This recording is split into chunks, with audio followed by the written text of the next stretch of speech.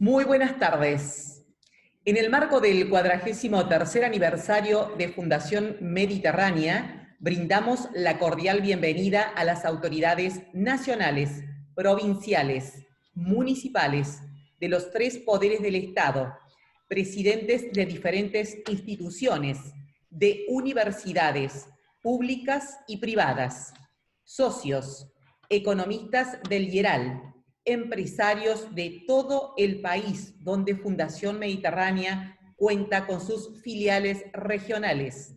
NOA con sede en Salta, NEA con sede en Posadas, Litoral con sede en Rosario, Cuyo con sede en Mendoza, Comahue con sede en General Roca, Buenos Aires y Córdoba. Señores de la prensa especializada, señores miembros del Consejo de Administración, señoras y señores, cedemos la palabra a la señora Presidente de Fundación Mediterránea, María Pía Astori. Muy buenas tardes. El tema que nos convoca hoy es Pandenomics, a cargo del invitado especial Javier Milei.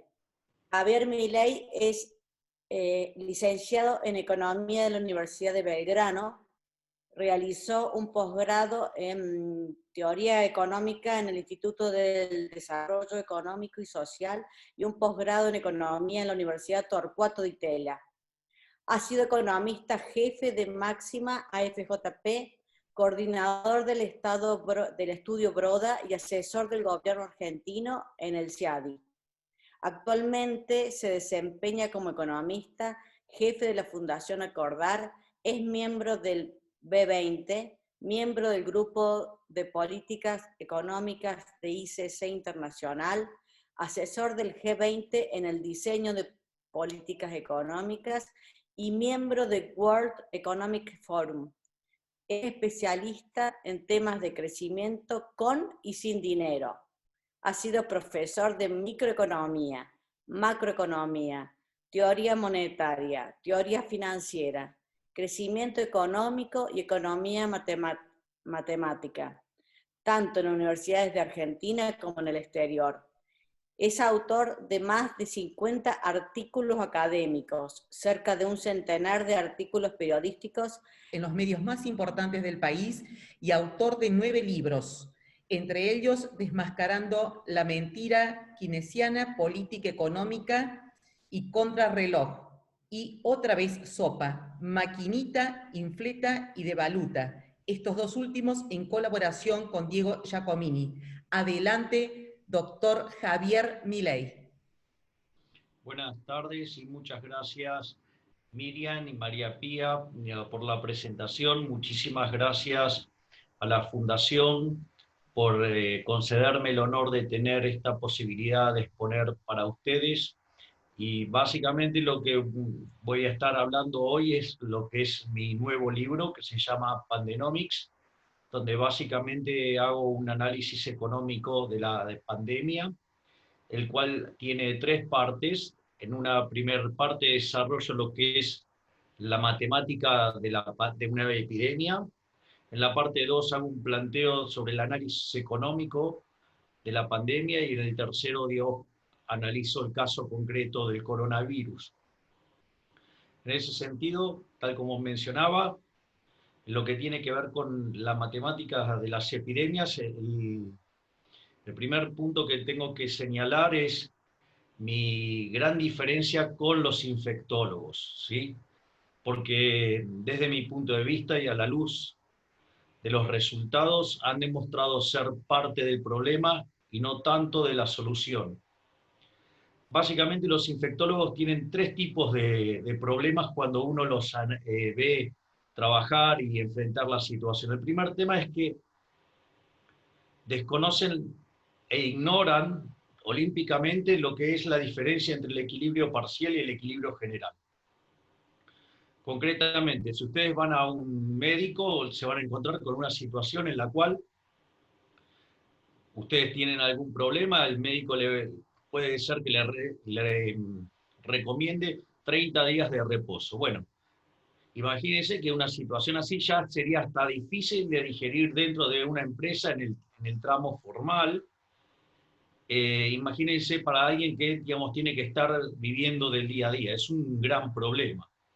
Entonces, digo, cuando uno le plantea esta situación a un médico, en general, digamos, suelen ser bastante groseros, y esa es, digo, mi experiencia personal, estoy diciendo, eh, y dice, no, pero primero está la salud y lo demás no importa. Bueno, en realidad no es tan así, porque usted le dice, bueno, mire, yo tengo que estar sobreviviendo, entonces ustedes van a tener que apelar a sus ahorros, van a tener que apelar a sus amigos, a sus familiares, a sus vecinos, para que le den contención, para que ustedes puedan sostenerse en lo económico. Ahora, ¿cuál es el problema? El problema es que eso en equilibrio parcial, aunque se puede llegar a ser bastante complicado, digamos, se puede hacer. El problema es que en equilibrio general eso es absolutamente inviable, porque si los infectólogos decidieron encerrar a todos, ustedes no van a tener a quién pedirle ayuda, por decirlo de alguna manera.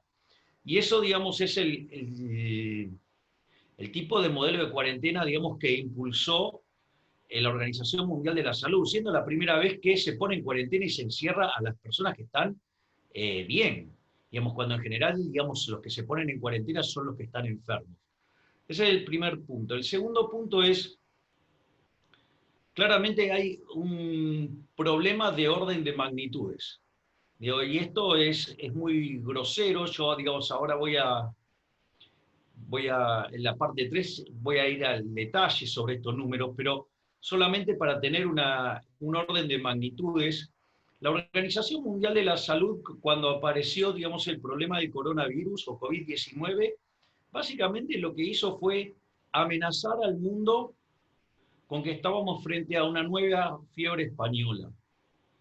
Bueno, el problema es que la fiebre española, que tomó curso entre finales de 1918 y terminó a inicios de 1920 con 4 oleadas, infectó a 1/3 de la población del planeta Tierra, tuvo una tasa de letalidad del 6%, lo cual implicó que murió 2% de la población humana del planeta Tierra. Eso en lo que fue para el año en cuestión, digamos, en 1918 a 1920, eso implicó que murieron 39 millones de seres humanos. La realidad es que si lo ponemos en los términos actuales, tendríamos que estar hablando de 2.600 millones de seres humanos infectados, cuando hay apenas un poco más de 20 millones, y tendríamos que estar hablando de 160 millones de muertos por día solo por COVID, que se le deberían sumar los 160 millones de muertos en el año, a lo cual además se le deberían sumar los 60 millones que mueren regularmente en un año en el mundo. Por lo tanto, hay una desproporción enorme. Para que se den una idea, 160 millones de muertos en un año implica 450.000 por día más o menos. Es decir, que hoy, digamos, terminando 8 meses de coronavirus, con todos los defectos de sobredimensionamiento de la cantidad de casos, ¿sí? Digamos, por eso también vale la pena señalar que cuando la Organización Mundial de la Salud se dio cuenta del error grosero que cometió, empezó a generar protocolos para exagerar el número de casos. Entonces, y hoy, digamos, el mundo tiene 800.000 muertos. Es decir, ni siquiera, digamos, en 8 meses se alcanzaron a 2 días de fiebre española. Por lo tanto, digo, hay un problema de orden de magnitudes. O sea, es más, en el caso argentino es grosero, digamos. O sea, digamos, el gobierno impulsa un terror generalizado, hay una situación de psicosis tremenda. Y yo entiendo, hay 7.000 muertos, pero en Argentina mueren 1.000 personas por día. En lo que llevamos de cuarentena ya murieron 160.000 personas prácticamente. O sea, y todo el foco se hace sobre 7.000. Es más, el año pasado solamente por la gripe común murieron 32.000 personas. Es decir, hay un problema de orden de magnitudes. O sea, no puede ser, digamos, que la salud pública, digamos, esté en manos de personas que no tienen orden de magnitudes. O sea, eso, digamos, me parece extremadamente grave. Y después lo otro que también me parece tremendamente complicado es el desconocimiento de la matemática. Es decir, ignoran profundamente la matemática, digamos, que describe este tipo de circunstancias. O sea, yo no los quiero atormentar con la carga matemática completa, pero, a ver, se la pasaron hablando durante meses sobre que la curva exponencial y que la exponencial y que esto llevaba a un régimen exponencial. Eso es falso. Porque es inviable, o sea, con una población finita yo no puedo tener indefinidamente un proceso exponencial, digo, porque en algún momento, digamos, afectó a toda la población, o sea, hay un techo natural. Eso es un primer problema, es decir, en realidad las epidemias llevan la lógica de lo que se conoce como una función logística. La función logística básicamente uno la puede dividir en dos tramos. Tiene un tramo exponencial, donde la cantidad de infectados crece crecientemente, pero llega un punto en el cual, a partir de un punto de inflexión, empieza a comportarse como una función logarítmica, es decir, que crece decrecientemente. Y esto, digamos, ¿por qué es tan importante? Porque cuando se produce ese cambio de régimen en la función que acumula la cantidad de muertos, eso significa que ustedes están encontrando el máximo, ¿sí?, de la función que describe la cantidad de muertos diarios, por ejemplo, o alguna frecuencia de tiempo, ya sea diario, semanal o promedios móviles, lo que ustedes quieran, pero encuentra el pico la función. Digo, una cosa muy importante por dos cuestiones. Una, porque si ese pico se encuentra por encima de la capacidad del sistema, el sistema colapsa y la letalidad del virus se hace más grande. Entonces, digamos, uno puede entender la primera etapa de la cuarentena como una forma de estirar la S que constituye, digamos, la función logística para que el pico baje. Y de esa manera, al mismo tiempo, mejorar la holgura del sistema, no solo porque, digamos, uno modifica, redistribuye en el tiempo la cantidad de infectados, sino que además puede hacer inversiones en el sistema de salud para mejorar la capacidad de respuesta. ¿Sí? Pero como no manejan este tipo de instrumentos adecuadamente, nótese que erraron el pico en abril, lo erraron en mayo, lo erraron en junio, lo erraron en julio, o sea, viven errando sistemáticamente. En ningún lugar, digamos, o sea, hacen ni siquiera el esfuerzo de tratar de entender la lógica de una función logística. Pero claro, imagínense que tengan que tomar los instrumentos que les sugieren las personas que le están diciendo que la pandemia es una fraudemia. ¿Sí? Entonces, digamos, hay también, digamos, y hay otros tipos de problemas también. ¿No? Porque digo, hay gente que también, digamos, se ve beneficiada con esta situación, ¿no? O sea, y eso, digamos, no puede ser descartado dentro del análisis. Por otra parte, digamos, yendo propiamente dicho a la matemática, ¿sí?, de una epidemia, el modelo original, digamos, sobre cómo analizar una epidemia es un modelo que se llama SIR, que es de Kernmark y McKendrick. Es un modelo de 1927. Después, obviamente, ha tenido sucesivas mejoras a lo largo del tiempo, pero básicamente el modelo tiene por nombre, se llama SIR. Básicamente porque SIR tiene que ver con las tres ecuaciones diferenciales que describen el sistema, donde la S corresponde a los susceptibles, ¿sí? La I, digamos, tiene que ver con los infectados y la R con los removidos. Entonces, digo, y de la utilización de ese modelo, ¿sí?, de trabajar con ese modelo, surge el método científico para combatir una epidemia. Donde ahora cuando yo, digamos, describa el caso de Argentina, digamos, lo que va a quedar claro es que en Argentina lo único que se utilizó del método científico fue ponerle el nombre. O sea, A ver, vamos con el tema de qué son los susceptibles y cómo se describen en el tiempo. Bueno, en principio los susceptibles son toda la población, ¿sí? O sea, y esa población, en general, lo que se ve, digamos, en quienes utilizaron con criterio el modelo científico es, se aislaron a las personas de mayor riesgo. ¿Por qué? Porque esas personas de mayor riesgo, digamos, o sea, corrían el riesgo de morir y además de generar saturación más rápida sobre el sistema. Entonces, digo, deja de ser toda la población disponible, sino quedan solamente todos menos los que fueron separados, por decirlo de alguna manera. Entonces, digamos, ahí queda la cantidad de susceptibles. Ahora, ¿qué es lo que pasa con los susceptibles a lo largo del tiempo? Mire, a lo largo del tiempo, en la medida que los susceptibles se van infectando, la cantidad de personas susceptibles que quedan es cada vez menor, porque dejaron de ser susceptibles para convertirse, digamos, en personas infectadas. Por eso es que la curva de infectados no puede tener permanentemente digamos, un comportamiento exponencial, porque justamente, digamos, cada vez hay menos susceptibles, porque en la medida que se enferma más gente, hay menos susceptibles.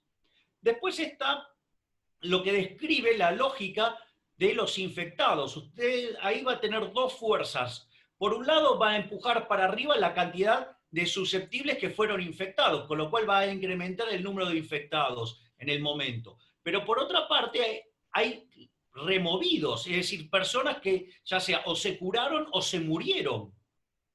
Es decir, y esos salen del sistema.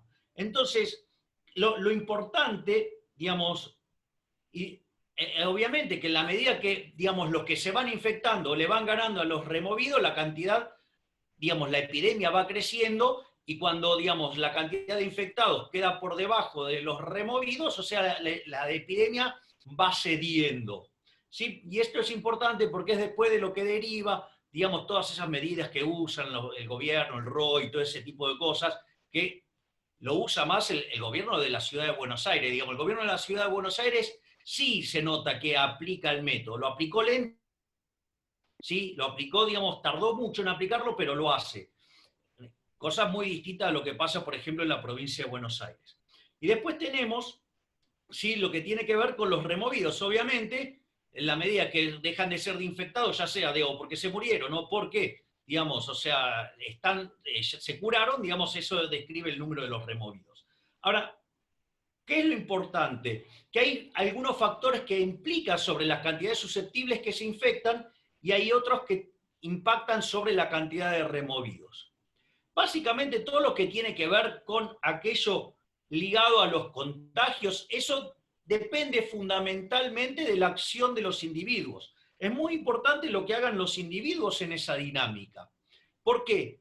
Porque para bajar las chances y las probabilidades de infectarse, es muy importante lo que hagan las personas. Básicamente, ¿qué es eso? Básicamente lo que nosotros tenemos es el distanciamiento social, ¿sí? Lo que tiene que ver con el uso de barbijos, ¿sí? Lo que tiene que ver con el tema de la higiene. Entonces, todas esas cosas que están vinculadas a la conducta de los seres humanos, eso no hubo problema. ¿Por qué? Porque dependía de las personas. Es más, la parte más complicada de todo esto tiene que ver con la cuestión de la higiene, y donde claramente ahí surge por qué hay un problema enorme de índole política con todo esto en la provincia de Buenos Aires. ¿Por qué? Y porque muchos de los lugares donde están los peores focos, ¿sí? Justamente tienen problemas que no tienen acceso al agua. Entonces, ¿cómo van a abordar el problema de la higiene si nunca les ha llegado, digamos, las cloacas? O sea, no tienen agua potable. Claramente, digo, donde justamente, digamos, esos municipios, o sea, implican un gran caudal de votos para el gobierno, y por eso, digamos, o sea, eso, digamos, genera determinadas conductas que perjudican al resto de los argentinos. Es decir, no solo, digamos, que somos perjudicados por las decisiones que toman electoralmente, sino que ahora, digamos, también por esto. Digo, ese es el punto. Entonces, y la otra parte tiene que ver con cómo aumentar la tasa a la cual se remueve gente. Ahí la clave, digamos, porque la tasa a la que se remueve gente, digamos, en el fondo, digamos, es la inversa del tiempo de que una persona está infectada y persiste en el sistema infectando más personas. Para lograr que esas personas infecten menos personas, ¿qué es necesario? Es necesario hacer testeos masivos. Testeo masivo hay que, digamos, y seguimiento, hay que ir haciendo seguimiento. Pero claro, eso implica, por ejemplo, invertir mucho en test. Y la realidad, lo que uno ve, es que el gobierno nacional, no solo que, a pesar de que en el mundo empezaron 4 meses antes y había un montón de experiencia para enfrentar esto, no, digamos, no fue por la estrategia de los testeos masivos. O sea, desde mi punto de vista, dado la perversión, crueldad y, digamos, cinismo del gobierno nacional, lo que nosotros vemos es que yo, digamos, tengo la sensación que el gobierno habrá dicho, bueno, como la de los políticos no se toca, como la de ellos es sagrada, ¿sí? Entonces, primero se gastó en lo que a ellos les importa. Bueno, segundo, habrán evaluado en dónde sacarán un mejor retorno, si invertir en la infraestructura o en testeos. Y bueno, entonces, digamos, el testeo fue lo que quedó remanente para poder gastar. Porque si no, no se entiende por qué se testeó tan poco. Si hubiéramos testeado desde un primer momento de manera masiva, haciendo los seguimientos pertinentes, hoy no, digamos, no tendríamos que haber sufrido una cuarentena de más de 150 días, que es la más larga del mundo, con la mayor profundidad del mundo. Y no solo eso, sino que además, como si todo esto fuera poco, digo, mientras que el mundo tiene un promedio de muertos por millón de 104 personas, nosotros tenemos casi 160. Es decir, que no solo que estamos destrozando la economía, sino que además estamos, digamos, entre los peores, siendo además uno de los países que menos testea. Es decir, entonces, estamos segundo en el índice de miseria, tenemos la tercera inflación más alta, vamos a tener la caída del PBI, digamos, una de las 3 más grandes del planeta. ¿Y cómo es que, teniendo la cuarentena más larga del mundo y más profunda, digamos, tenemos un 58% más de muertos que el promedio mundial? Digo, esto es una catástrofe. Esto es una catástrofe. Lo cual, además, era esperable.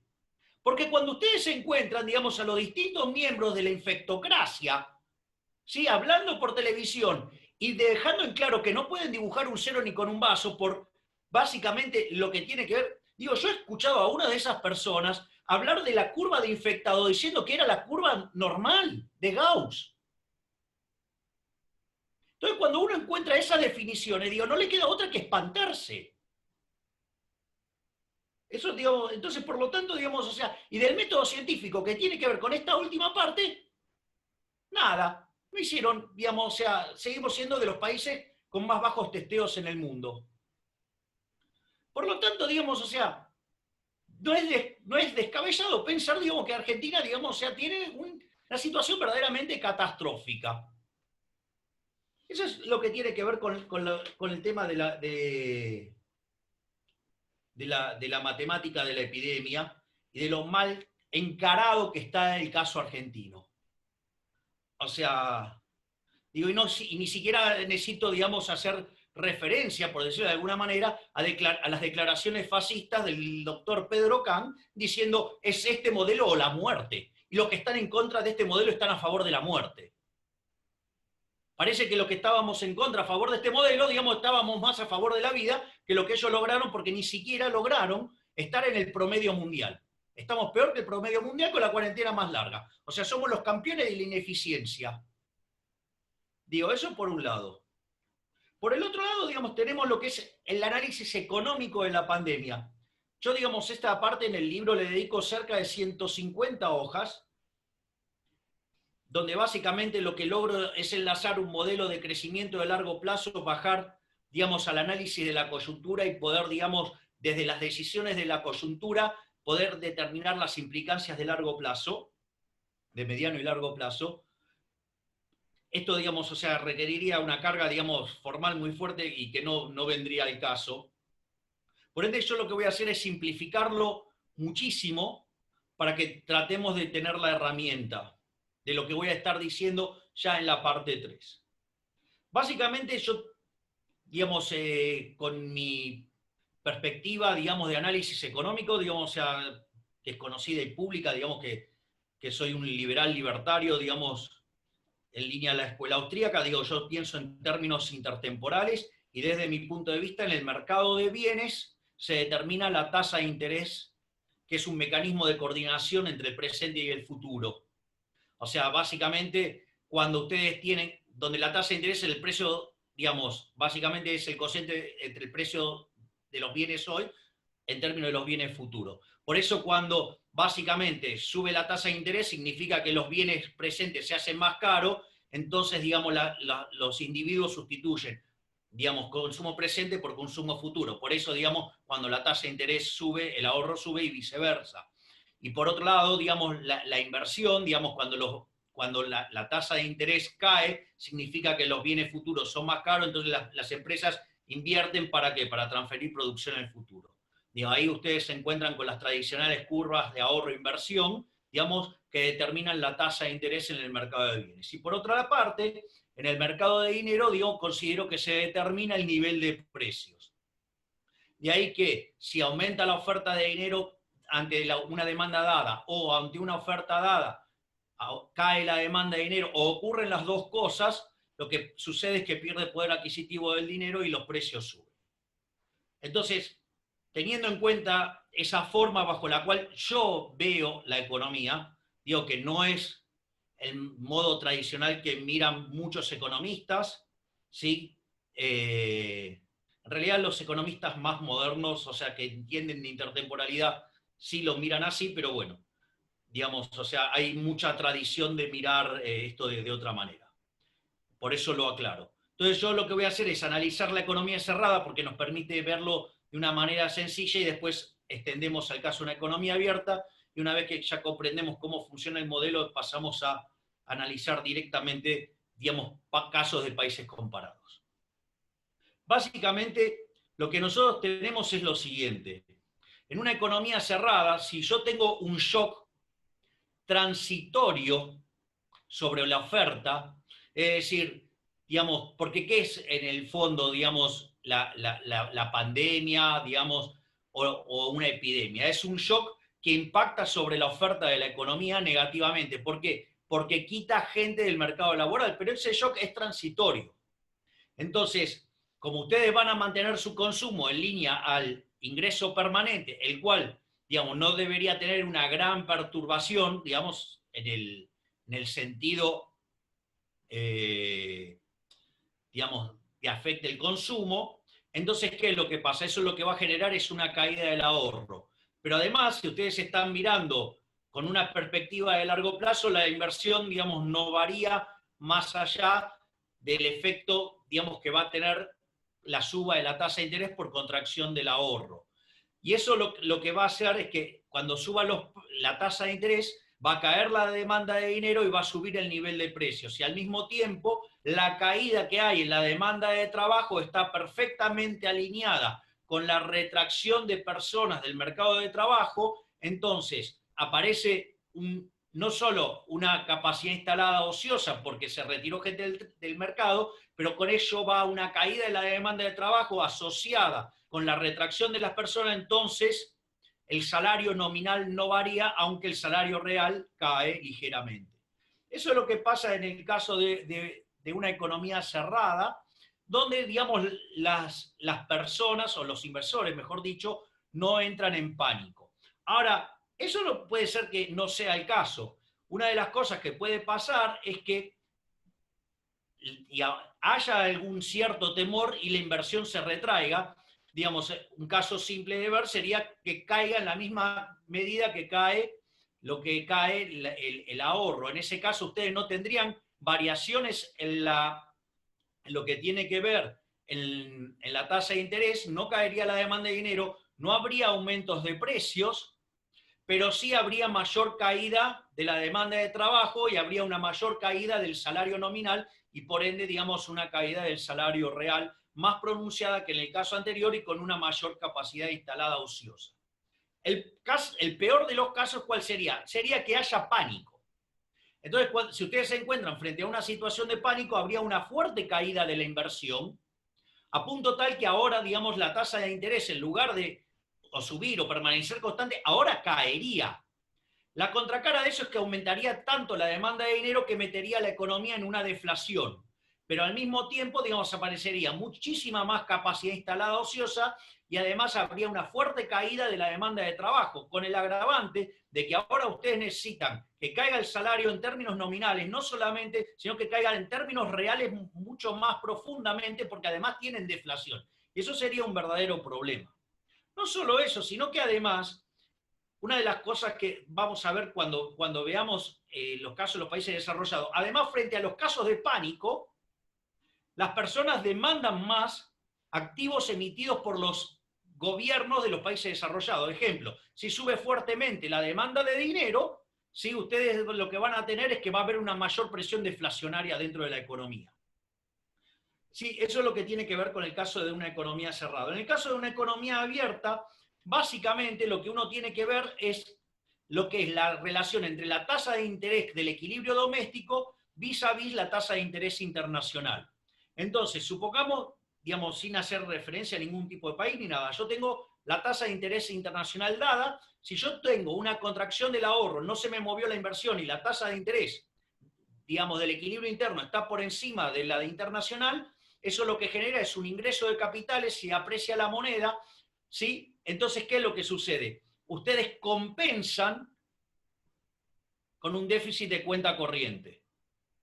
Básicamente esa sería la situación. Digamos que se los permite tener, digamos, ¿a partir de qué? A partir de, digamos, el ingreso de capitales y que le aprecia la moneda. Ahora vean que esa situación es, digamos, uno lo puede tomar para un solo país, pero no puede tomarlo para todos los países, porque si hay algún país que tiene un superávit de cuenta corriente, del otro lado tiene que haber déficit de cuenta corriente. Y eso es lo que voy a estar explicando en la parte que viene, que es la parte 3. Básicamente, lo primero que hay que hacer es identificar el tipo de shock. Cuando, digamos, uno mira el shock, básicamente se da cuenta que hubo pánico. Es decir, se presentó toda la configuración de la economía, ¿sí?, en una situación de pánico. ¿Por qué uno puede decir esto? Porque básicamente lo que se apreció fue lo siguiente. Por un lado hubo lo que se llama el flight to quality, el flight to safety, el flight to heaven, digo, cualquiera de las definiciones que ustedes prefieran en términos de explicar, ¿sí?, el aumento de la aversión al riesgo. ¿Cómo se manifiesta el aumento de la aversión al riesgo? Por un lado hay un fuerte aumento de los activos emitidos por los estados de los países desarrollados. Supongamos el caso de Estados Unidos. En el caso de Estados Unidos, la gente, digamos, no solo los estadounidenses, sino el resto del mundo fue y quiso comprar, ¿qué? Títulos públicos norteamericanos, a punto tal que el precio subió tanto que la tasa de interés tendió a 0. Punto 1. No solo eso, sino que además, como parte de ese proceso, la gente también empezó a demandar más dólares. Hubo un aumento en la demanda de dólares. ¿Esto qué quiere decir? Que es más, cuando la Reserva Federal vio dónde estaba la tasa de interés de los treasuries, bajó la tasa a 0. Hizo una primera licitación y en esa primera licitación, digamos, le llevaron 600.000 millones de dólares. Tuvo que hacer otra al otro día para aportar más dinero.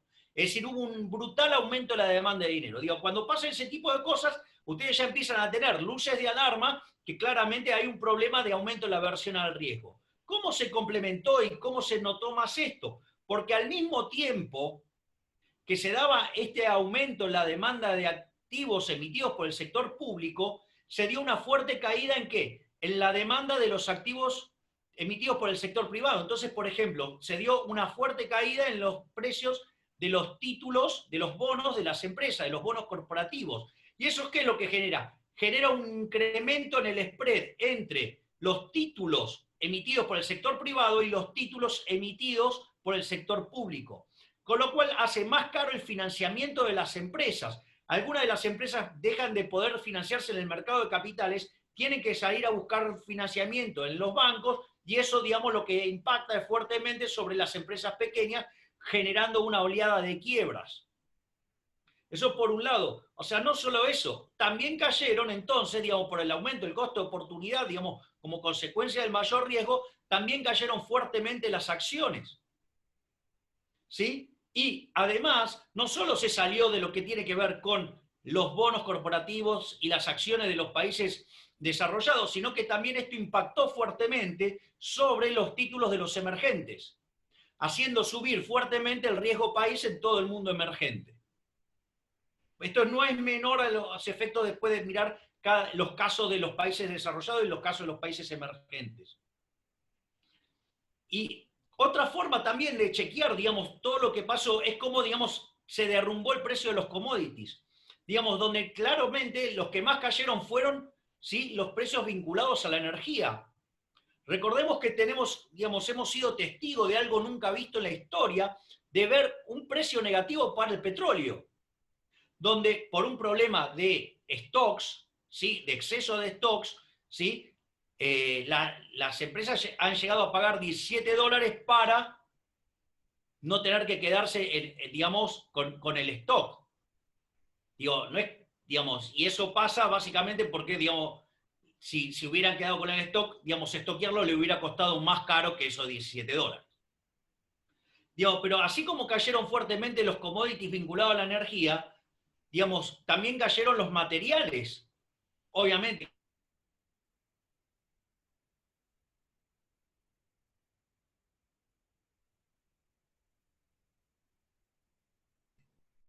En breve retomamos, se cortó internet del doctor Milei. Unos segundos, por favor. Gracias por la paciencia.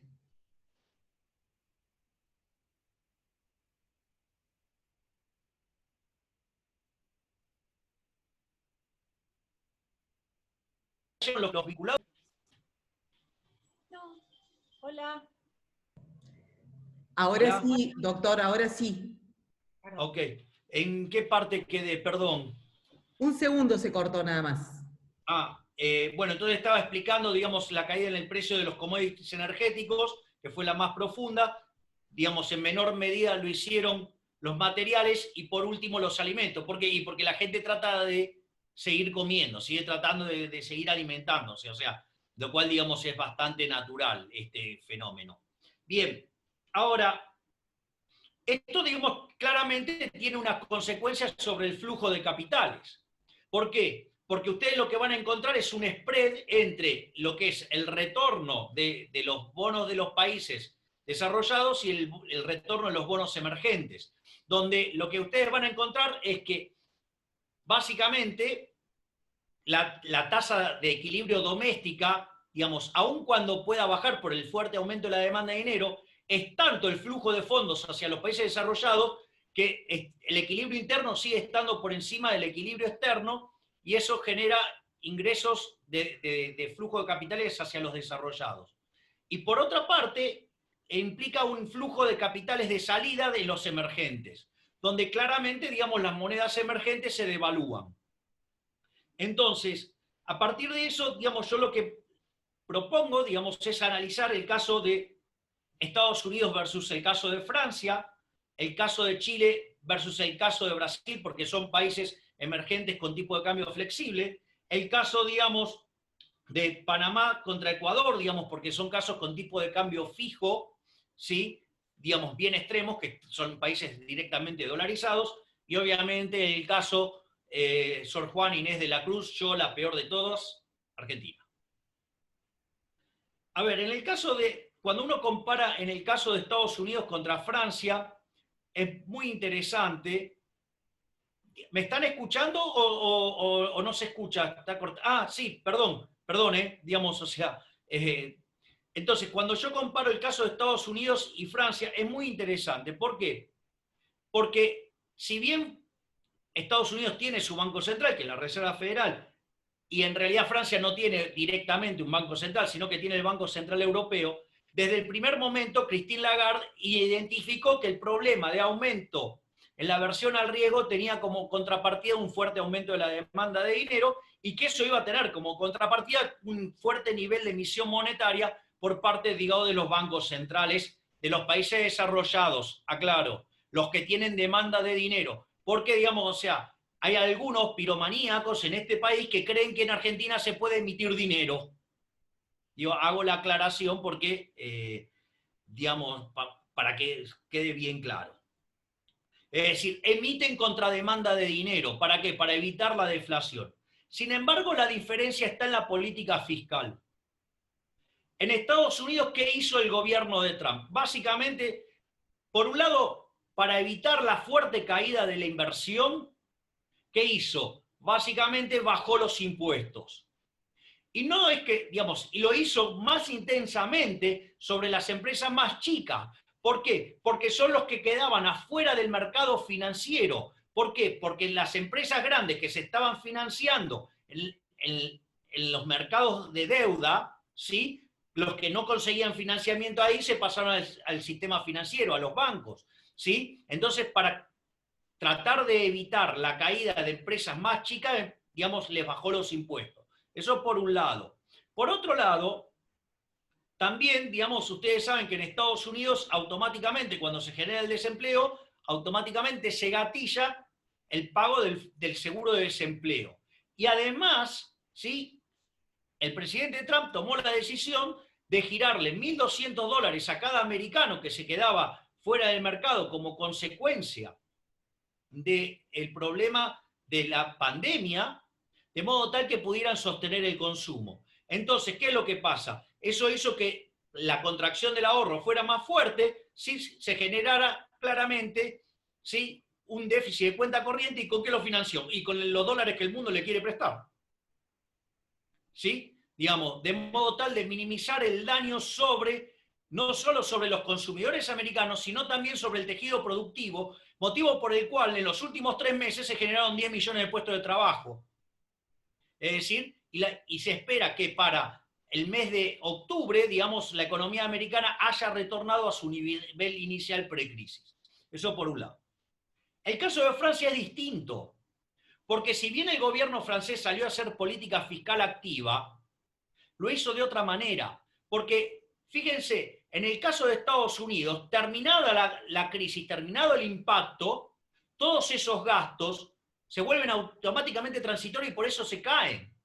Y eso permite volver a tener las cuentas fiscales en orden, con el elemento positivo que, como además ahora hay menos impuestos, tienen más inversión. En cambio, el caso de Francia fue totalmente distinto, porque es lo que hizo el gobierno francés. El gobierno francés lo que hizo es, ok, de estas determinadas cuentas se va a encargar el gobierno francés. En lugar de girarle dinero a las personas para que las personas elijan en qué querían gastar, es el gobierno francés el que decide en qué tienen que gastar los individuos. Eso, digamos, en términos de libertades individuales, no es trivial. Porque mientras que los americanos pueden elegir en qué consumían, digamos, los franceses, digamos, era el gobierno el que le decidía en qué tenía que gastar. Y eso además tiene otro problema, que es que entra en lo que Friedman y su esposa, Rose Director, o Rose Friedman, si ustedes quieren, lo describe en un libro que se llama La tiranía del status quo. Justamente en el último capítulo, La tiranía del status quo, habla del triángulo de hierro. Y el triángulo de hierro, digo, se compone de los beneficiarios, de los políticos oportunistas y los que proveen digamos, manejan el programa. ¿Y cuál es el problema? El problema es que, digamos, o sea, cuando usted entra en esa lógica, cuando quiere hacer que el gobierno gaste menos, eso entra en una picadora que a la postre termina con más impuestos. Entonces, ¿cuál es el punto? El punto es que no solo que la política fiscal de Estados Unidos fue superior, digamos, a la de Francia en términos de libertades individuales, sino que intertemporalmente es superior, porque mientras que la política fiscal de Estados Unidos permite una mayor inversión, digamos, el caso de la política fiscal francesa implica mayores impuestos a futuro, ¿sí? Y eso, digamos, deriva en menores salarios reales. ¿Cuál es la buena noticia, digamos, para los franceses? Que gracias a Dios existen los irlandeses. ¿Por qué? Porque cuando los irlandeses empezaron a ver cómo venía la mano y cómo estaba reaccionando Estados Unidos, a la luz de su experiencia exitosa, ¿sí?, que los convirtió en un muy corto lapso de tiempo en un país desarrollado, ¿sí?, con un PBI per cápita 10% mayor que el de Estados Unidos, ¿Qué hicieron? Empezaron a bajar impuestos. ¿Cuál fue la primera reacción de Europa? Irlanda lo que hizo fue bajar los impuestos. ¿Qué hizo el resto de los países que integran la OCDE? Lo denunciaron por competencia fiscal desleal. ¿Por qué? Porque siempre tratan de imponerle su modelo ineficiente de un pesado gasto público para financiar justamente, digamos, la maravilla, digamos, del mundo para los políticos. Entonces, digo, ¿cuál fue el resultado? Irlanda siguió adelante. Entonces, el resto de los países de Europa, básicamente, lo que hicieron fue entonces empezar a bajar los impuestos también. ¿Quién fue el último que lo hizo? Francia. ¿Sí? Pero hay un solo país que no lo hizo. Hay un solo país en Europa que, en lugar de estar tratando de bajar el gasto público,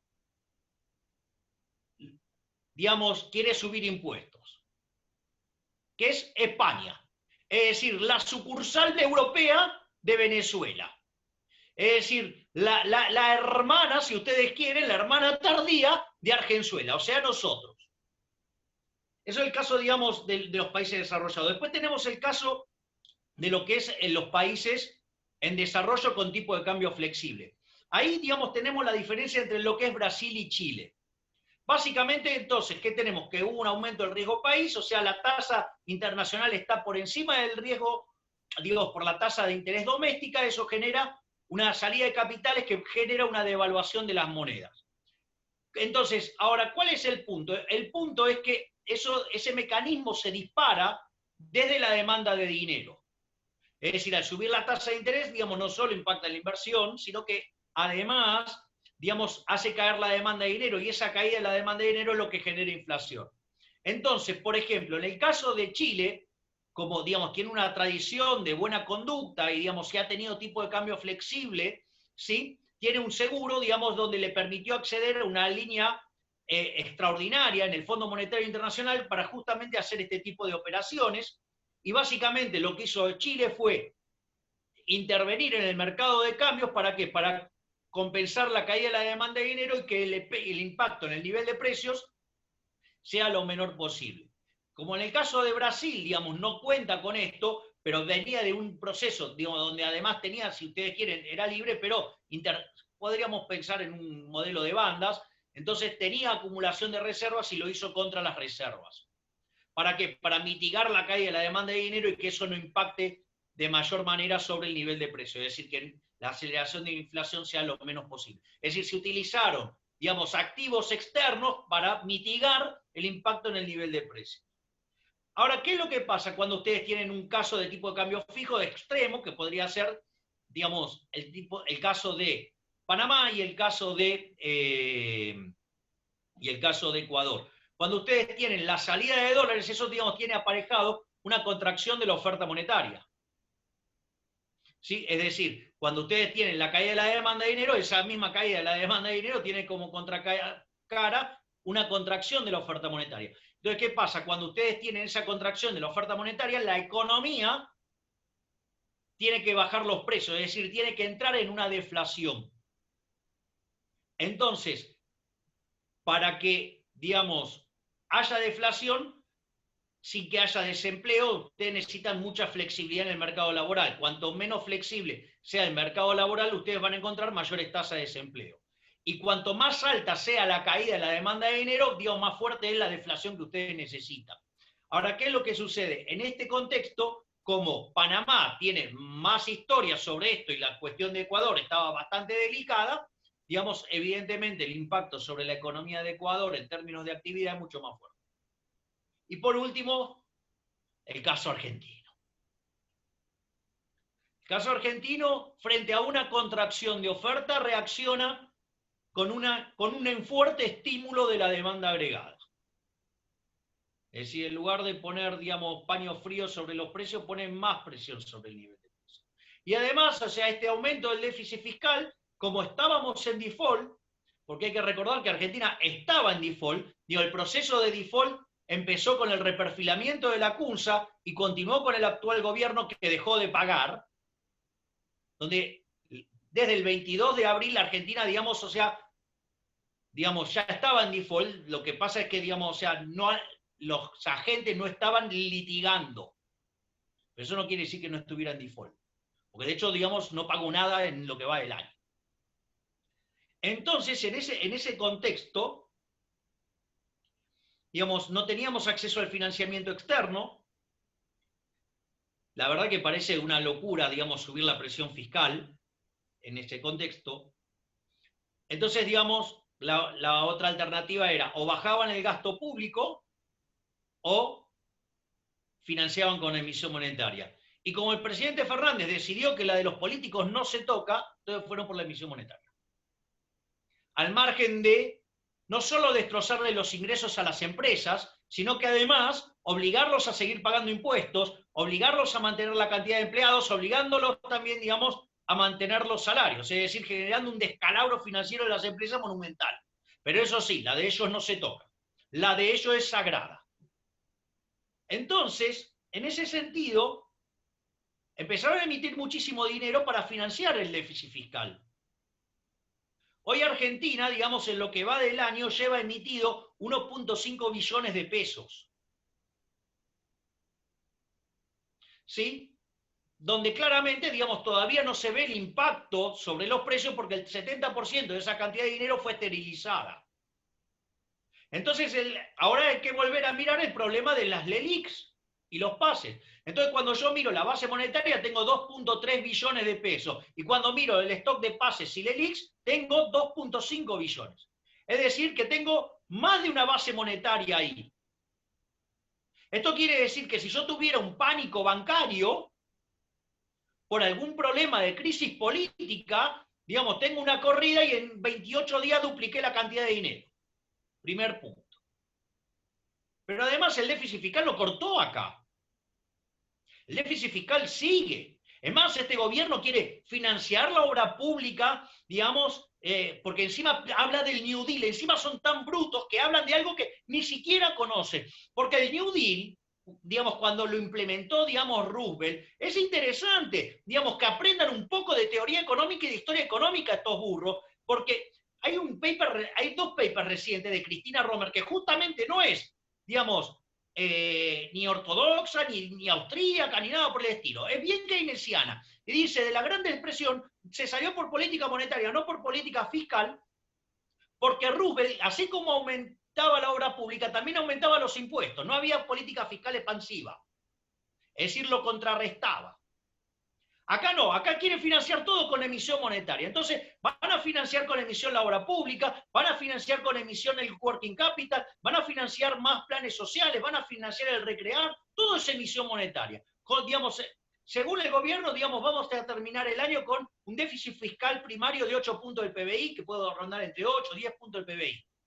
Digo, yo quisiera saber cómo van a hacer para pagar la deuda, digamos, o que me explique el ministro Guzmán, ¿sí? Cómo es que, digamos, es sostenible, digamos, la deuda ahora, digamos, cuando solo arregló el 21% del problema, ¿sí? Cuando para pagar la deuda se van a necesitar 2 puntos de superávit fiscal en términos de PBI, digamos, y tendríamos que hacer, digamos, un ajuste en el resultado primario de 10 puntos del PBI. No lo sé. O sea, pero todo eso significa una oleada de emisión monetaria.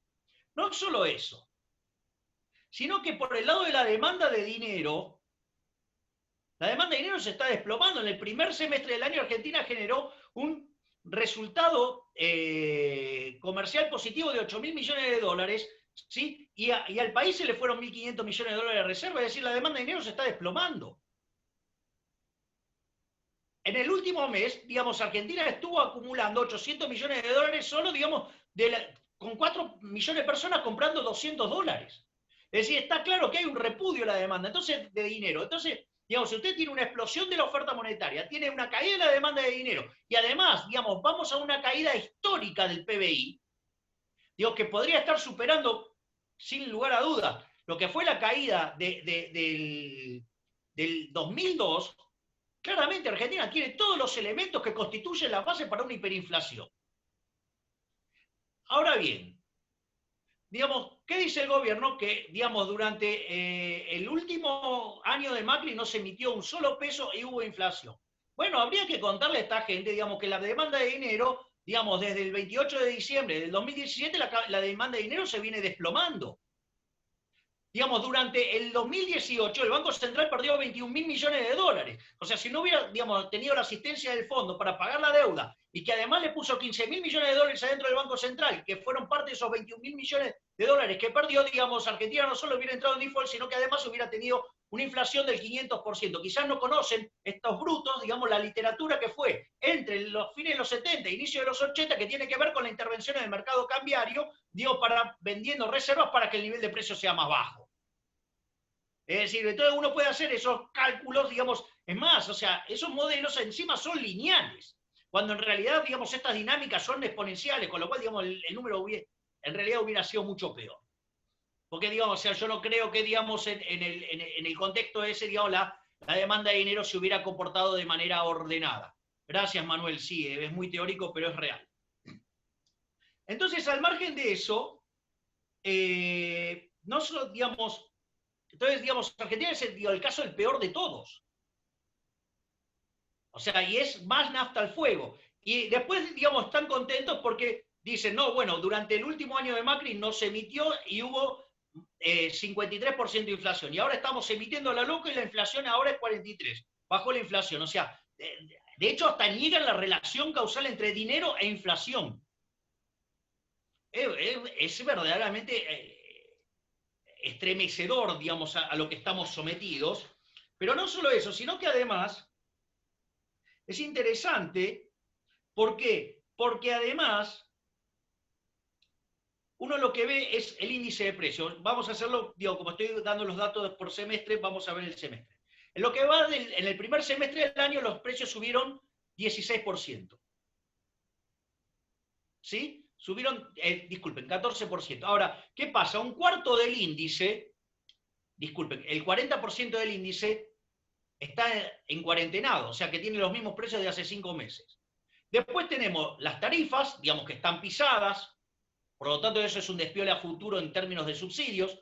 Tenemos los precios que están controlados, ¿sí? Digamos que eso representa, digamos, los bienes, por ejemplo, limpieza, digamos, todo lo que tiene que ver con la higiene personal. Y después están los alimentos y bebidas. Eso pesa 1/3 dentro del índice. Y si yo tengo una diferencia de 90% entre el tipo de cambio oficial y el paralelo, quiere decir que tengo escondido ahí 30% de inflación reprimida. Con lo cual la verdadera inflación no es 14%, es 45%. Si yo anualizo eso, estoy en torno a los 120. Y si además le incorporo que tengo que ajustar tarifas y ni hablar, digamos, si ha sido sin tomar todo lo que tiene que ver con el caso de los precios en cuarentenados. Por lo tanto, estoy en niveles de inflación verdaderos del 150%. Es decir, y encima todavía no llegó toda la emisión monetaria. Todavía no hubo el pánico monetario. O sea, la situación es extremadamente delicada. No solo que es extremadamente delicada, sino que además, si yo lo tomo en cómo hacen las cuentas las personas del gobierno que creen que lo que determina el nivel de precio es el tipo de cambio, lo cual es una burrada, desconocer la teoría monetaria básica, pero no importa, supongamos que fuera así. Bueno, es interesante esto porque cuando estaba Macri, el tipo de cambio promedio antes de las elecciones era 40 pesos el dólar. Es decir, y hoy para un tipo de cambio de 140, digamos, en el que se puede comprar, sí, porque el precio es al que se puede comprar, no al que no se puede comprar, o compran los amigos o compran los terroristas. Bueno, es interesante, digamos, ahí digamos, se multiplicó por 3,5 veces. O sea que hay subyacente una inflación de 250%. Eso en el mundo moderno se llama hiperinflación, porque hoy Argentina, con esta inflación que tiene, está tercero en el ranking mundial. Y con esa inflación, digamos, pasaríamos a estar segundo. Y además, les cuento que durante la década de los 80, cuando Argentina terminó en la hiperinflación de Alfonsín, a quien tanto admira, digamos, el presidente Fernández y uno de los imbéciles que tiene de asesor, les cuento que Argentina tenía una inflación 50 veces más alta que todo lo que era de México para abajo. O sea, hoy tienen 3%, multipliquen por 50, digamos, la equivalente de 150%. ¿Ok? Digamos, entonces, hoy una inflación de 150% sería una hiper. De hecho, nos pondría segundo en el ranking de inflación, solo atrás de Venezuela, que tiene 4.900. Digo, más allá, digamos, de la cuestión de Argentina, lo otro que quiero señalar es que es falso que lo que pasa es por la pandemia. El problema es la cuarentena, no es la pandemia. Exacto, bueno, básicamente hay un trabajo de Robert Barro junto a Ursúa y Wen, en el cual lo que hacen es hacer una estimación de qué pasaría con el crecimiento si se replicara la fiebre española. No los voy a, digamos, o sea, matar con la econometría, básicamente lo que determina es que si fuéramos a un caso similar a la peste española, el PBI debería caer 7 puntos porcentuales en crecimiento. Es decir, debería haber una merma en el crecimiento de 7 puntos porcentuales. Cuando ustedes toman el World Economic Outlook del fondo, en enero, digamos, el fondo estimaba un crecimiento del 3%. Hoy, digamos, con los números más avanzados sobre el tema de la pandemia, ok, tiene un estimado de 4,5. Es decir, cuando ustedes miran los números, o sea, están muy alineados. ¿Y por qué es importante esto? Porque la metodología es distinta. ¿Y qué es lo interesante en eso? Lo interesante en eso es que si hubo un error tan grande en la estimación, es decir, es tanto el tamaño del error que básicamente el 99,5% de la caída en la tasa de crecimiento es explicado por la cuarentena. Imagínense siendo Argentina el país con la cuarentena más larga y más profunda del mundo. Pero no solo eso, digamos, porque esto es mucho más grave, porque durante el primer trimestre del año, en el mundo se perdieron 4,5% de las horas trabajadas. Eso implicó dejar sin trabajo a 130 millones de seres humanos. Y en el segundo trimestre del año, que es cuando se dio con más fuerza, se perdió 10,5% de las horas trabajadas. Eso implicó perder 310 millones de puestos de trabajo. La consecuencia de eso fue que el salario en el mundo cayó 60%. Y además, esto golpeó más fuerte sobre los trabajadores informales, porque el 62% de los trabajadores del mundo trabajan en el sector informal, donde 47 puntos de esos 62 se vieron impactados muy fuertemente por la pandemia. Entonces, lo que ustedes tienen es que la cantidad de trabajadores informales pobres en el mundo pasó de 25% a 60%. Entonces, entre la caída de los puestos de trabajo, entre la caída de los salarios y, digamos, el aumento de la pobreza, eso implicó que las personas en riesgo de inseguridad alimentaria pasaran de 130 millones a 235 millones. Disculpen, a 265 millones. Con el agravante que murieron 30 millones de personas de hambre. Es decir, hoy tenemos 800.000 muertos por COVID y tenemos 30 millones de personas muertas por hambre, por el modelo de cuarentena que eligió la Organización Mundial de la Salud y que los países siguieron. Es decir, el remedio terminó siendo peor. Final de lo que es el caso Argentina, donde además yo considero que en el caso Argentina estamos frente a lo que constituye un delito de lesa humanidad. La cuarentena impulsada por el actual gobierno constituye un delito de lesa humanidad, acorde a lo que es el artículo 7, inciso K, del Estatuto de Roma de 1998. El modelo de cuarentena que ha elegido Argentina es un delito de lesa humanidad. Básicamente, ¿por qué?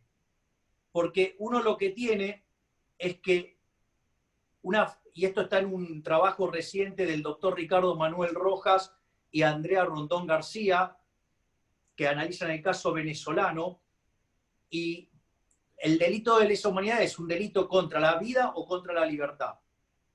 Entonces, ¿qué es lo que pasa? Si hay un ataque sistemático, hay una supresión sistemática del derecho de propiedad a punto tal que deja a la persona sin medio de subsistencia, si la persona sigue resistiéndose al Estado, si el Estado lo termina matando de hambre, por decirlo de alguna manera. Por lo tanto, digamos, o sea, constituye un asesinato indirecto y constituye un delito de lesa humanidad, ¿sí? Además, con la tortura que implica la transición. Y por otro lado, digamos, cuando los individuos, ¿sí?, digamos, además, frente a ese caso, deciden rendirse frente al Estado, se terminan convirtiendo en esclavos.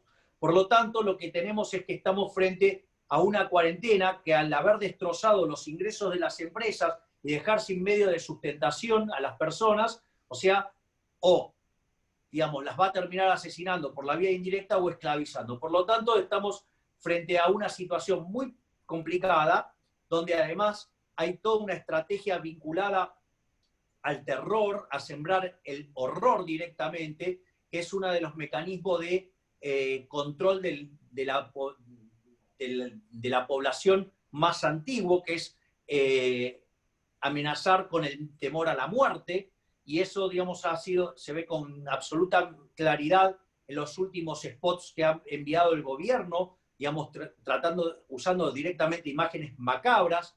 Además, también cuando uno lee la obra de Foucault de 1975, Vigilar y Castigar, el capítulo 3, lo que tiene que ver con la disciplina, y donde desarrolla el caso de una sociedad en un pueblo de Francia a fines del siglo XVIII, digamos, ustedes pueden ver todas las características del biocontrol que está aplicando el gobierno, pero si además sumamos toda la maquinaria del terror, ya sea, digamos, mediante zócalos mostrándonos las muertes en tiempo real en todo el mundo, sin poner un orden relativo, o sea, eso es claramente no solo que entonces está trabajando en la estrategia del biocontrol, al margen de las imágenes propias de los nazis que vinieron de la provincia de San Juan, poniéndole etiquetas a las puertas de las personas infectadas, sino que además es una etapa posterior que Foucault la desarrolla en 1977 y que tiene que ver con el control de la psiquis.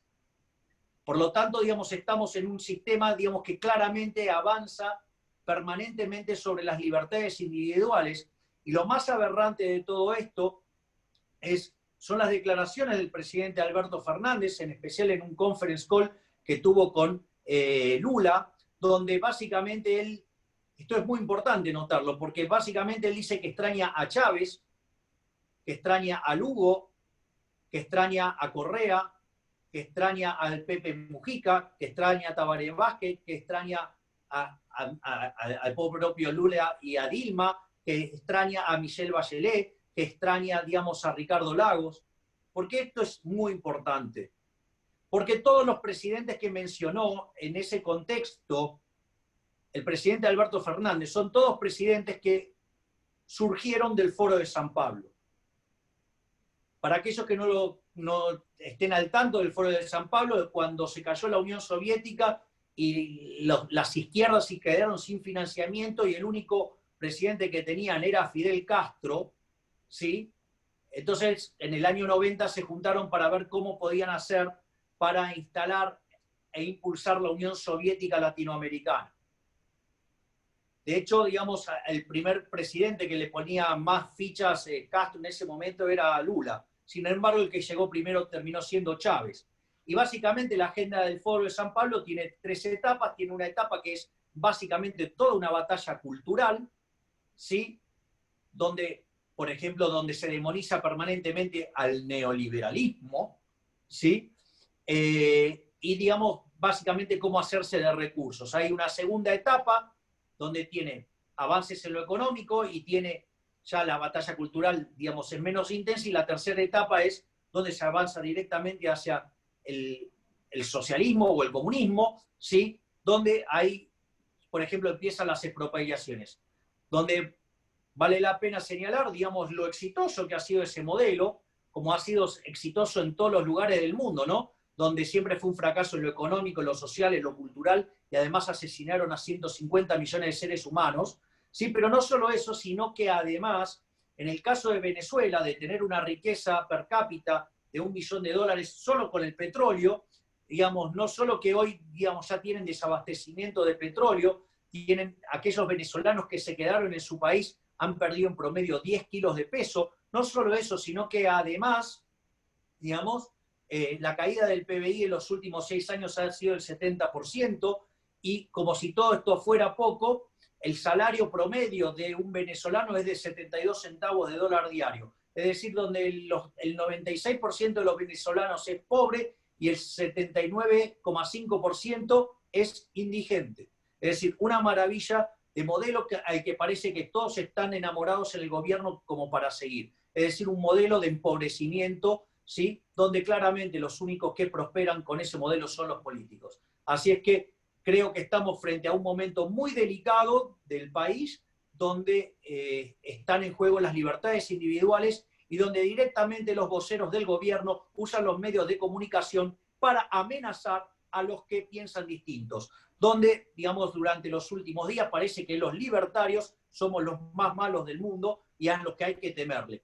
Qué increíble. Digamos, ni siquiera tenemos representación política y parece que somos los más riesgosos. Así es que dejo abierto a las preguntas y dejo para la reflexión también de que estamos frente a las puertas de un avance totalitario. Perfecto, muchísimas gracias, doctor Milei. Y sí, vamos con las preguntas. Cedemos la palabra a Joel Sebastián Schneider, de Bancor. Generalmente brindamos la palabra a las empresas socias. Así es que Bancor está presente. Joel Sebastián, adelante, por favor, con su pregunta. No, la había escrito en el chat hace rato. La pregunta era que, si bien coincido con que la exponencialidad de la curva no puede ser infinita, podríamos encontrarnos con alguna sorpresa. Por ejemplo, como empezó a haber casos de gente que se vuelve a contagiar, que la inmunidad no dura más de 3-4 meses, ahí sí podría como exponencializarse la curva, ¿no? Eso nos traería un problema. ¿Se escuchó? Bueno, sí, no, está claro. Digamos, es el caso de un removido, se puede volver a convertir, digamos, en un susceptible. Sí, eso puede pasar. Ahora, de vuelta, vos podrás reempinar el tramo, ¿sí? Exponencial, pero nunca una epidemia va a tener un comportamiento distinto al logístico, porque vos, digamos, siempre la cantidad de susceptibles te está cayendo, ¿sí? Lo que vos me estás diciendo es, bueno, pero yo podría tener alguna probabilidad de que se reinserte. Ok, digo, te tomo el argumento, digo, también podría tener ese mismo efecto en modelos posteriores al CIR. Vos lo que tenés es que se te pueden, por ejemplo, incrementar los susceptibles porque te viene gente de afuera, ¿sí? O porque te nace gente. Pero de vuelta, al margen de eso, digo, tenemos un problema cuantitativo. Digo, nos amenazaron con la peste española. Digo, nos amenazaron con 160 millones de muertos solo por COVID. Hay 800.000, vamos. O sea, el error es 200-1. ¿Ok? A ver, en Argentina, digamos, o sea, van muertos por COVID 7.000 personas. De gripe el año pasado murieron 32.000. Y después hay otros problemas, o sea, en el prólogo de mi libro está escrito por un periodista que se llama Leonardo Facco. Leonardo es el creador del Partido Libertario en Italia. Yo lo aclaro para que nadie se sorprenda, pero a diferencia, vieron que dicen que las balas les peguen cerca o no, bueno, a él le murieron 2 primos y 4 amigos con los que se juntaba en el bar. No es que no le pegaron cerca las balas. Pero una de las cosas que se empezó a dar cuenta es que los números no cerraban. Ejemplo, en Italia mueren por año 240.000 personas de paro cardiorrespiratorio. Misteriosamente, cuando se apareció el COVID, dejaron de morir muertos por infartos. Y eran todos COVID.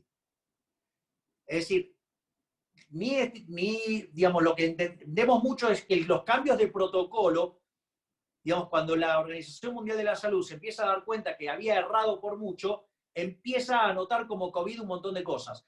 Es más, lo hace tan perversamente, donde los protocolos hacían que se entierren las personas y no se les pueda hacer la autopsia, lo cual es un disparate.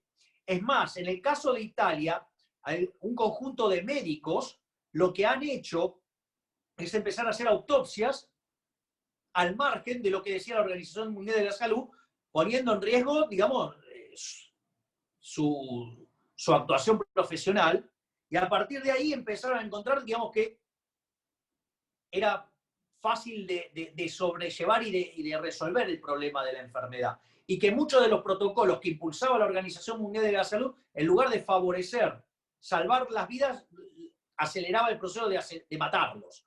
Por lo tanto, yo creo que todavía hay mucho ruido, pero conforme vaya avanzando el tiempo, vamos a empezar a tener cada vez más conocimiento sobre esa situación y vamos a darnos cuenta del fraude en el cual nos estuvieron sometiendo. No quiere decir que yo esté negando la existencia del coronavirus. Yo no niego la existencia del virus. No niego tampoco la velocidad a la que acelera.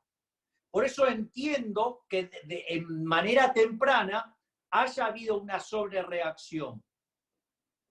Pero cuando, digamos, pero me tengo que poner el caso argentino, llevan 4 meses. ¿Me comprendés? Y si a vos te dicen que vas a una peste española, digamos, tenés que ver 450.000 muertos por día. Es más, tardaron 105 días para llegar a 165.000 muertos, que son los muertos en un día normalmente en el mundo. Por lo tanto, digamos, hoy todavía no hay el equivalente de muertos a 2 días de peste española. Por lo tanto, digamos, no cierran los números. O sea, hay un problema de orden de magnitudes. Y eso sí es grave. Pero creo que contesté. Gracias, doctor. Ahora sí, cedemos la palabra al siguiente socio, director de Apex, de Fundación Mediterránea, empresa socia, Humberto Saade. Y se prepara la señora Silvia Scorza, miembro del Consejo de Administración de Fundación Mediterránea. Humberto, adelante, por favor. Sí, Javier, una pregunta para vos. Si hubiese un escenario positivo y factible para 2021, ¿sí? ¿Cuáles serían los eventos que deberían ocurrir en este año para que ese escenario fuese factible? Mirá, yo creo que Argentina va camino a la peor crisis de su historia. De hecho, en términos de caída de PBI ya, digamos, la tenés. Y para evitar que sea peor, tendrías que tratar de evitar que haya una hiper moderna, ¿no? Digamos, no estamos hablando de las hipers pensadas en los viejos términos, porque muchos agarran y dicen, no, hiperinflación es 50% de inflación mensual. Bueno, esa es la definición de Kagan en 1955, digamos, donde el mundo era bastante distinto en materia de política económica y en especial de política monetaria, y piensen que si yo aplico ese criterio, ni siquiera hubo hiperinflación en el gobierno de Alfonsín. Yo no creo que estén dadas las condiciones para que Argentina tenga un escenario positivo más allá de... A ver, en el mejor de los casos lo que podrías tener es un rebote, ¿sí? Pero lo que pasa es que el rebote va a encontrar un techo que está por debajo de los niveles de PBI que traíamos desde el 2011. Viste que Argentina, después del 2011, empezó a hacer serruchito en torno a ese nivel. Un año bajaba, un año subía, un año bajaba, un año subía. Bueno, en el caso de Macri, el primer año bajó, el segundo subió, después bajó. Pero, digamos, para volver a ese nivel ni siquiera vamos a poder volver a ese nivel de PBI. ¿Por qué? Porque en el medio, digamos, se trató tan mal el caso en Argentina que dañaste el sistema productivo. Por lo tanto, digamos, lo mejor que podrías ver es un rebote, pero sin volver a los niveles de PBI previo, una tasa de crecimiento muy verdadera, digamos, o para hacia adelante, magra, y, digamos, con un interrogante cómo van a resolver el problema del descalabro monetario que tiene Argentina, no solo en flujos, sino también en stocks. Y yo, digamos, no veo intenciones por parte del gobierno de corregir el origen de los males, que es la situación fiscal. Es más, de hecho, ayer nos encontramos con las aberrantes declaraciones de la señora Marcó del Pont diciendo que acá no va a haber baja de impuestos. Es más, está pensando subirlos. O sea, una obscenidad. Pero bueno, es fiel, digamos, a la lógica política que es la de ellos no se toca. Muchísimas gracias y vamos con las siguientes 4 últimas preguntas. Silvia Escorza y se prepara el señor Walter Giannoni, posterior señora Tati y Ernesto Picheda. Adelante Silvia Escorza, por favor.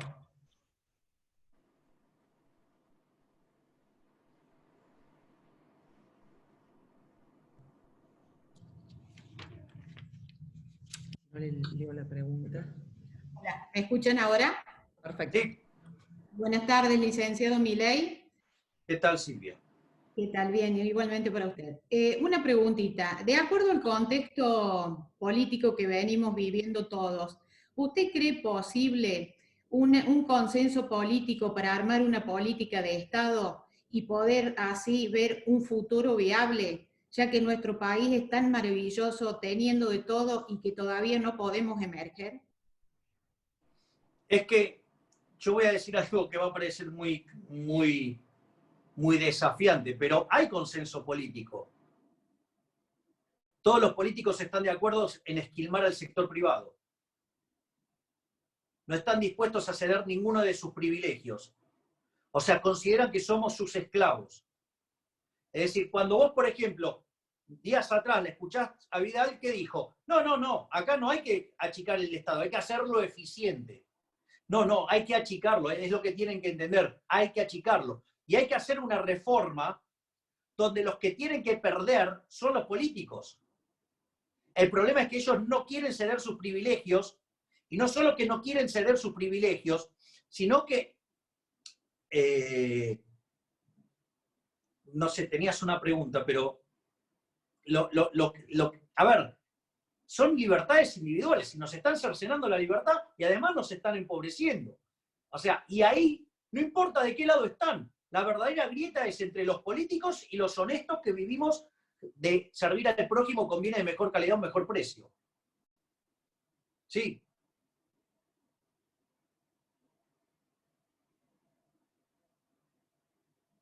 ¿Qué pasó? No, a ver.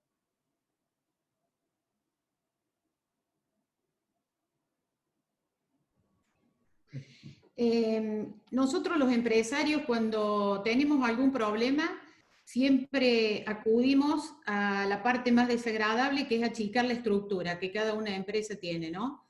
¿Por qué el Estado público, en lugar de achicarlo, cada vez lo agranda más para poder sostener semejante estructura que terminamos los empresarios pagando todo eso, ¿no? Y el pueblo, lógicamente. Bueno, yo estoy totalmente de acuerdo contigo. A ver, ¿cuál es el problema central? El problema central es que la reforma que vos necesitas hacer, en esa reforma los que pierden son los políticos. Y como ellos son los que tienen el monopolio de la violencia, no la van a hacer. Es decir, cuando vos te equivocás, quebrás. Cuando el Estado se equivoca, te pasa la cuenta.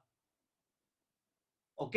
Entonces, digamos, vos acabás de manifestar algo que yo, digamos, o sea, interactuando con empresarios, a mí me consta. Es decir, cuando un empresario tiene que echar a un empleado, le cuesta mucho, porque hay un problema de mucha educación focalizada, específica. Es decir, hay toda una formación de capital humano específico. Entonces, cuando vos echás a una persona, te cuesta un montón, digamos, porque después no es tan fácil, digamos, volver a generar digamos, una persona que genere ese nivel de productividad. En cambio, digamos, o sea, el Estado, digamos, o sea, bueno, si le faltan recursos, ¿qué hace? Te sube los impuestos. Es decir, la señora Marco del Pont en este momento está pensando en subirte los impuestos. No está pensando en hacer eficiente el gasto. No les importa. No les importa. Mira, hay un estudio del BID que habla de la ineficiencia técnica del gasto público. La peor región del mundo es América Latina, con 4,4% del PBI. Argentina tiene 7,2%. Y casi 5 puntos del PBI está en filtraciones. ¿A qué te huelen las filtraciones? Es robo.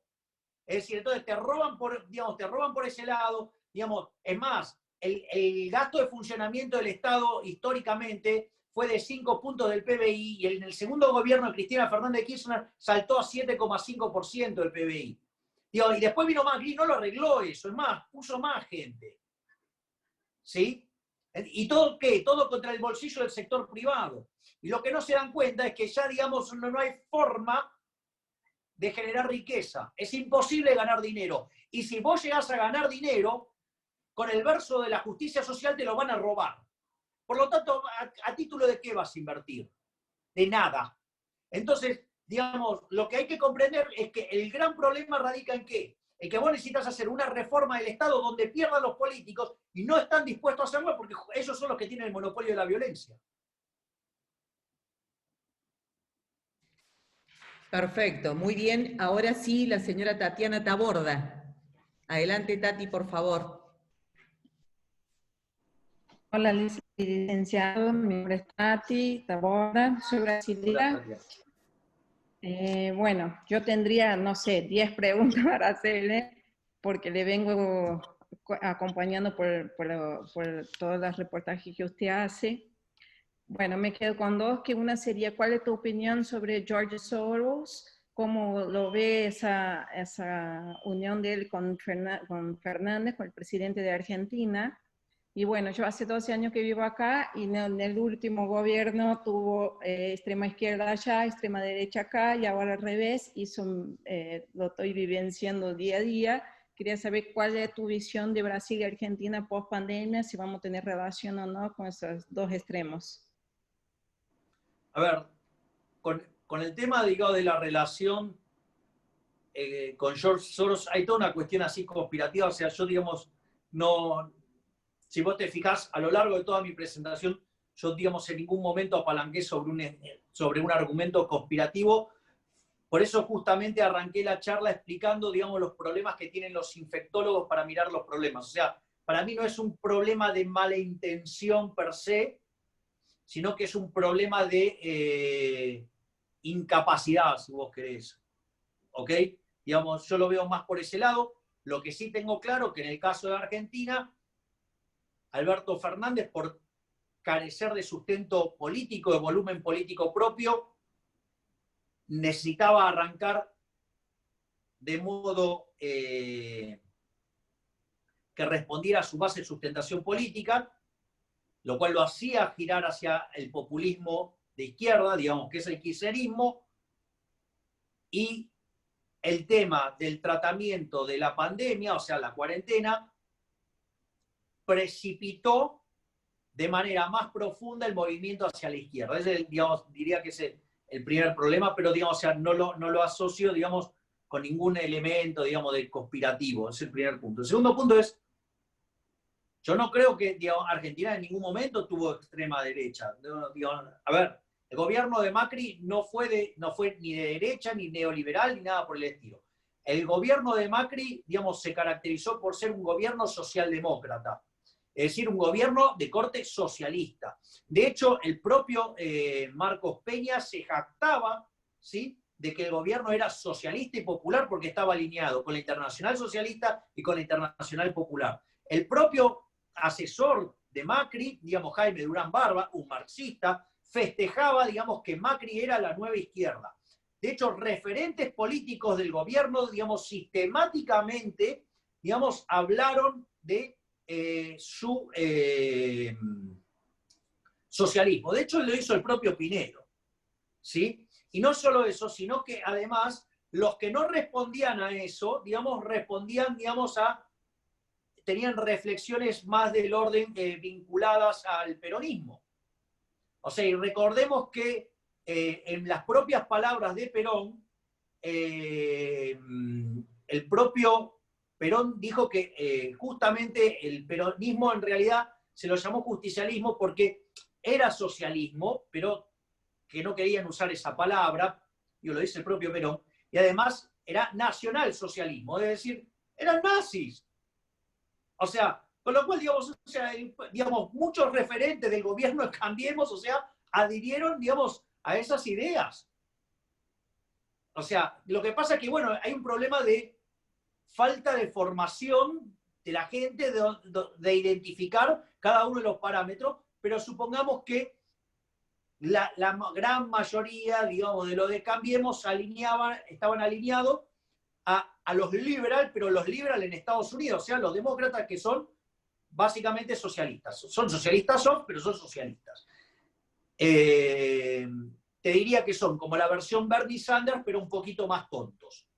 Pero, por lo tanto, digamos, o sea, acá, digamos, no hay, en Argentina, no hay una expresión liberal desde 1922, es decir, en el gobierno de Alvear. Y después, en lo que tiene que ver con el caso de Brasil, yo no soy un experto en Brasil y me parecería una falta de respeto frente a tan calificada audiencia que yo dé una opinión de algo de lo que no, solo tengo ideas vagas, más allá de la economía. Quiero que te contesté con eso. Muchísimas gracias, doctor. Y ahora sí, vamos con la última pregunta y le cedemos la palabra al señor Lisandro Tribuc.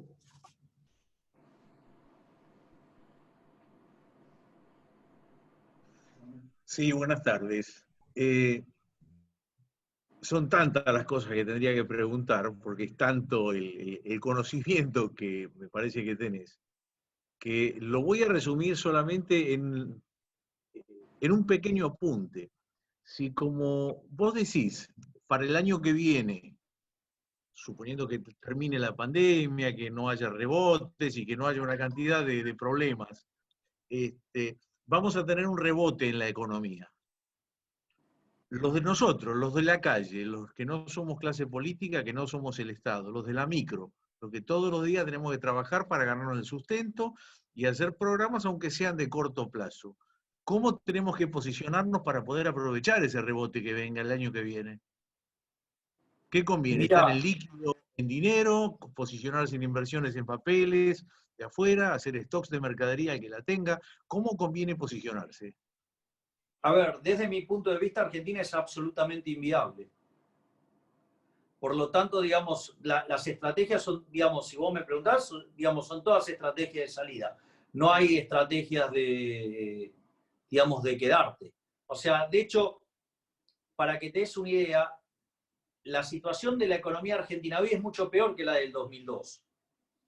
Porque vos en el 2002 venías de un fuerte proceso de inversión durante los 90, un proceso de inversión genuino. Y vos lo que tenés es que desde el año 2002 en adelante el proceso de inversión se derrumbó. Es decir, con esto de que del consumo, esta idea keynesiana de que se crece expandiendo el consumo, Argentina se comió el capital. De hecho, durante el kirchnerismo vos tuviste lo que se llama una recuperación cíclica.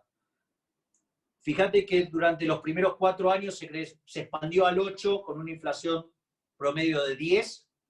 En los segundos se expandió 4 con una inflación promedio de 20. Y en el tercer periodo se expandió 0 con una inflación promedio de 30. Es más, ya durante el gobierno de Macri te fuiste arriba de 40 de inflación con caída directamente. Es decir, lo que vos estás viendo es que Argentina, digamos, está en un proceso de decadencia, y yo te diría, si las ideas son seguir avanzando sobre el sector privado, con más impuestos, vulnerando los derechos de propiedad, la realidad es que la mejor estrategia de todas es salir lo más rápido posible de Argentina. Argentina es un país absolutamente inviable.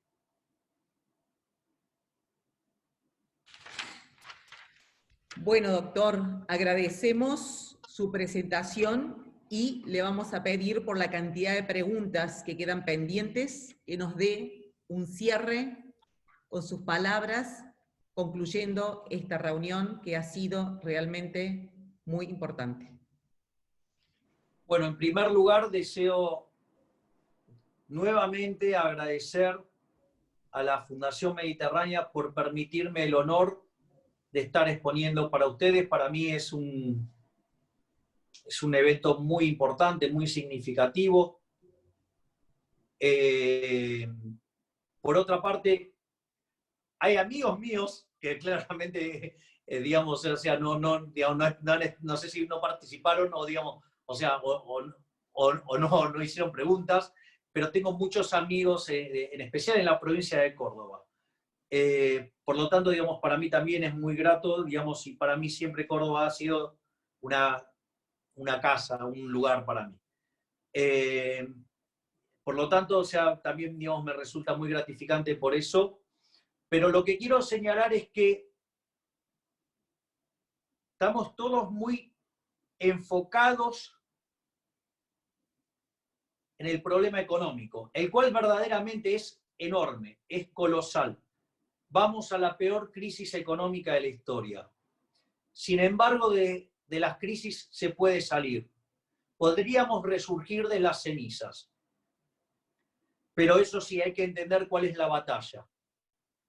Y la verdadera batalla es contra, no un virus, sino contra ese cáncer que se llama socialismo. Argentina solamente volverá a brillar y volverá a ser el país más rico del mundo como lo fue en 1895 si nos sacamos de encima el lastre socialista, volvemos a abrazar las ideas de la libertad. Argentina lo hizo en el periodo 1860, siendo un país de bárbaro, abrazó la Constitución de Alberdi y a partir de ahí, en 35 años, nos convertimos en el país más rico del planeta Tierra. Lo hicieron otros países y lo lograron. El caso más reciente, más emblemático, fue el caso de Irlanda. Entonces la pregunta es, si lo hicieron nuestros antepasados, si lo han hecho otros países, reivindiquemos la figura de Alberdi, volvamos a la Constitución de 1853, volvamos a la República, y eso hará que en un lapso de 35 a 50 años Argentina pueda volver a ser el país más rico del mundo. Muchas gracias. Perfecto, muchas gracias. Y como es habitual, un fuerte aplauso virtual. Y ahora sí, al finalizar cada reunión, invitamos a todos ustedes para el martes 8 de septiembre, orador invitado, el doctor Carlos Steneri, economista, consultor uruguayo, quien nos hablará sobre Uruguay, el antes y el después del acuerdo de deuda de 2003. Y el miércoles 9 de septiembre, orador invitado, el doctor José Luis Esper, ex candidato a presidente de la Nación, quien nos hablará acerca de la Argentina post-pandemia. Nos vemos en la próxima reunión. Muchas gracias a todos ustedes. Gracias.